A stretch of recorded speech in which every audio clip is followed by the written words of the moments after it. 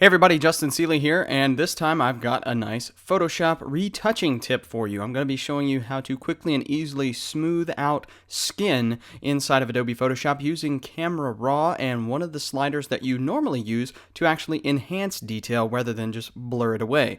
So first things first, I'm starting off inside of Adobe Bridge, and I've located the photo that I want to retouch here inside of Bridge, and I'm going to open that up in Camera RAW by selecting it and then on my keyboard pressing Command or Control R.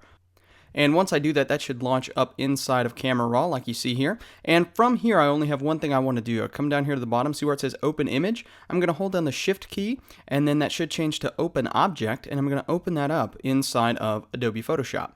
That's going to open it up as a smart object. You'll know it's a smart object because you'll see the little icon right there. And when I hover over it, it says Smart Object Thumbnail. What I want to do now is duplicate this smart object by right-clicking on it and then going up and choosing New Smart Object via Copy. Now you might be asking yourself, okay, why didn't he just use Command or Control J to duplicate the layer?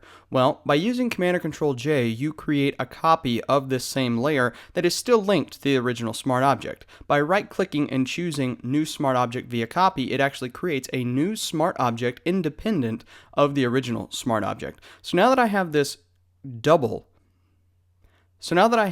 duplicate here, what I'm going to do is just double click on the smart object icon, and that's going to open up the smart object inside of Camera RAW. Then I'm simply going to come down here inside of the basic panel of Camera RAW and take the clarity slider and drag it all the way to the left. What that's going to do is severely reduce the detail in the image, actually producing somewhat of a dreamy glow effect on the image, and I'll hit OK.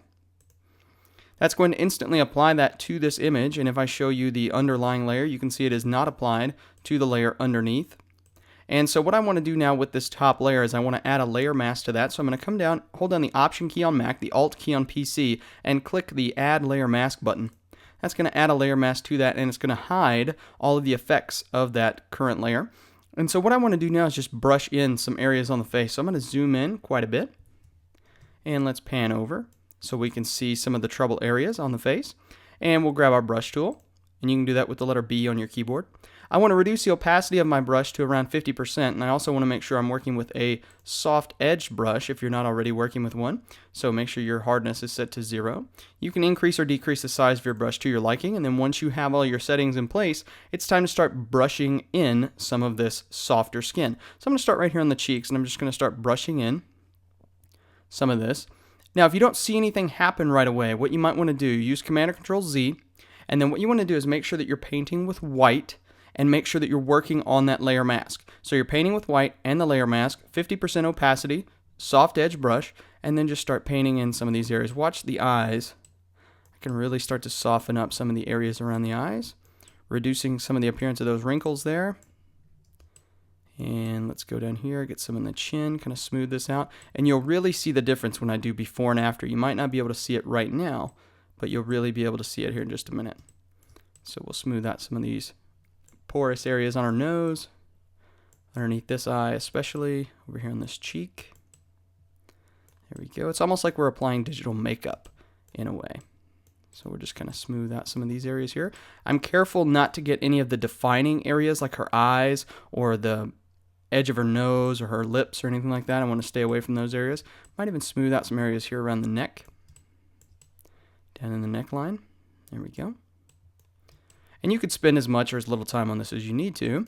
And then once you're done, let's zoom out here and I'll show you a quick before and after. So here's what she looked like before, and now after with a little bit of digital makeup applied. So as you can see, using that clarity slider really does the trick when it comes to applying that digital layer of makeup and softening the skin. So the next time you have a retouching project and you want to work non-destructively on smart objects, try out this little trick where you go into Camera RAW and then create a copy of that smart object, use the clarity slider to tone it down, and then brush it back in until you get exactly the result you're looking for. So that's it for this tutorial. I hope you enjoyed it, and I hope you learned something along the way. If you have any questions or comments, feel free to drop me a line via my blog site at justinseeley.com. If you're watching this on YouTube, I encourage you to subscribe for more updates here on my channel, and also be sure to check me out on Facebook and Twitter as well. Thanks everybody for watching. See you again real soon.